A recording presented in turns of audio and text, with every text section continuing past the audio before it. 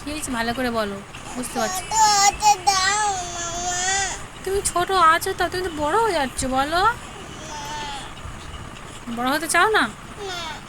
কি হতে চাও? হুম, ছোট হতে চাও? তা তুমি ছোট, এবার পড়াশোনা করতে হবে তো, বলো। তুমি বড় হচ্ছ, এবার স্কুলে যেতে হবে, পড়াশোনা করতে হবে, তবে তো। কি? ভালো কি ভালো হয়েছে? বড় হবে না? কেন?